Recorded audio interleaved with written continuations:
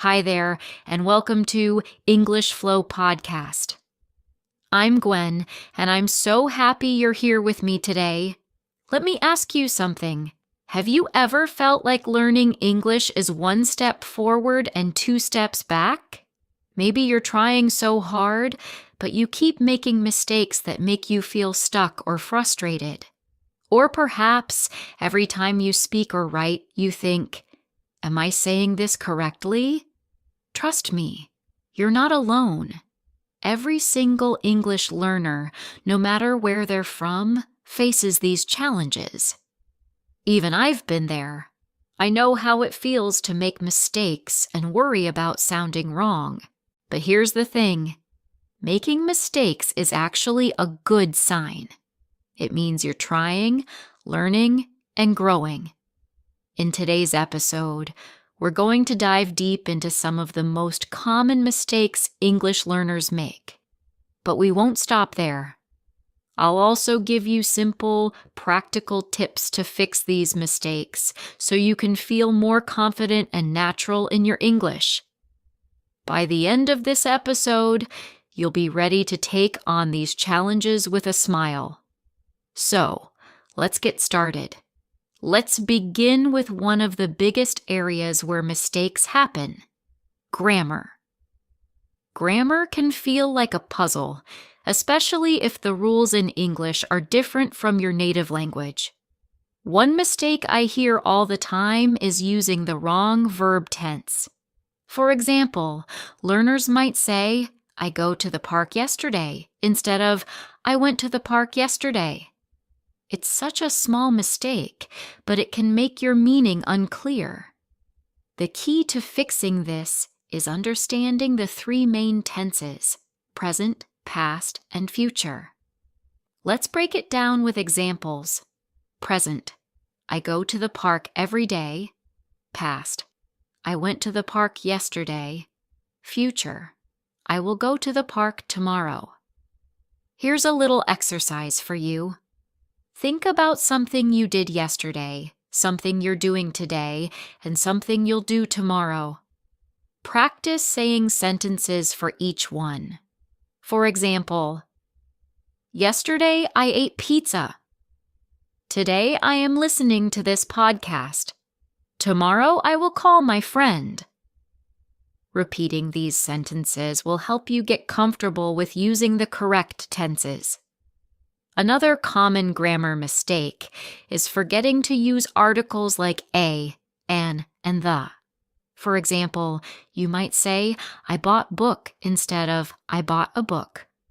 Articles are small words, but they make a big difference in English. Here's a quick rule to help you. Use a or an for something general or new, and use the for something specific. For example, "I saw a dog in the park." This is any dog, not a specific one. The dog was very friendly. Now, we're talking about a specific dog, the one we already mentioned. Practice using articles when you describe things around you. For example, "I see a cup on the table." The cup is blue. Let's move on to another common issue. Word order. English word order is very specific, and if you mix it up, your sentence might not make sense. For example, someone might say, "You are going to the party," instead of, "Are you going to the party?" The structure for questions is actually simple: auxiliary verb plus subject plus main verb. Let's look at some examples. Are you ready? Is she coming? Do they like pizza? Practice making your own questions using this structure. It will soon feel natural. Now, let's talk about vocabulary mistakes. One of the most common issues is using the wrong word or phrase. For example, learners might say, "I am boring," instead of "I am bored." These two words look similar, but their meanings are very different. Boring describes something or someone that makes you feel bored. For example, This movie is boring. Bored describes how you feel. For example, I am bored because the movie is boring. To avoid this mistake, try learning words in pairs or groups that show their differences. Here are a few more examples. Excited versus exciting. I am excited because the trip is exciting. Tired versus tiring. I am tired because the day was tiring. Write these pairs down and make sentences with them.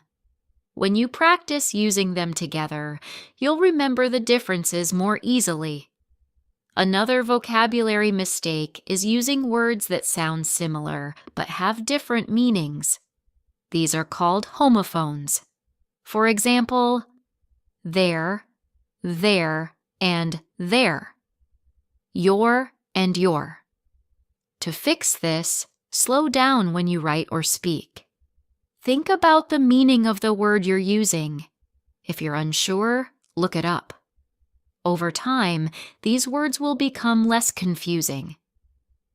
Next, let's tackle pronunciation. I know this can feel like one of the hardest parts of learning English.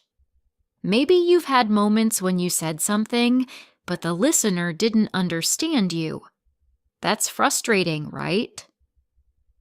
One common pronunciation mistake is not saying the final sounds of words. For example, saying walk without the K sound or talked without the T sound.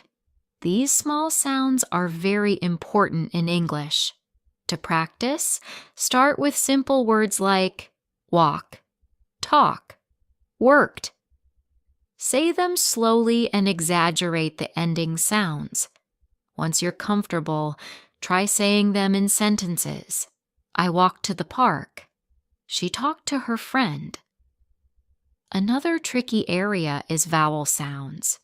English has a lot of vowels, and they don't always sound like they look. For example, live and leave sound very different. To improve your vowel sounds, listen carefully to native speakers. Repeat what they say and try to copy their pronunciation.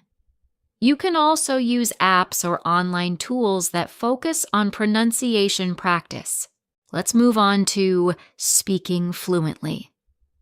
A lot of learners feel nervous about speaking because they're afraid of making mistakes. Maybe you've had this experience.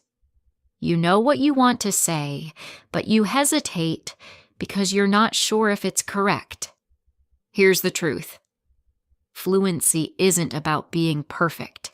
It's about communicating your ideas clearly, even if you make small mistakes. To build fluency, try shadowing. Listen to a short audio clip or video in English, pause, and repeat what the speaker says. Focus on their tone, rhythm, and speed. Another tip is to keep your sentences simple. Don't try to use complicated grammar or big words if you're not ready. For example, instead of saying, I am currently experiencing confusion, just say, I don't understand. It's clear and easy to say. Finally, let's talk about listening skills. Many learners struggle to understand native speakers, especially when they talk quickly. You might hear a sentence and only catch a few words. That's normal, and it's part of the learning process. Start with slow and clear audio, like beginner podcasts or children's stories. Focus on the overall meaning, not every single word. As you improve, challenge yourself with faster speech and more complex content. Learning English is a journey, and mistakes are a natural part of it. Instead of feeling discouraged by them, use them as opportunities to grow. Every time you correct a mistake, you're getting closer to mastering the language. Thank you so much for spending your time with me today. If you enjoyed this episode, don't forget to subscribe to English Flow Podcast. For more tips, tricks, and encouragement to help you on your English learning journey. Share this episode with a friend who's also learning. They might need a little boost too. Remember, you've got this. Keep practicing, stay positive, and I'll see you in the next episode. Bye for now.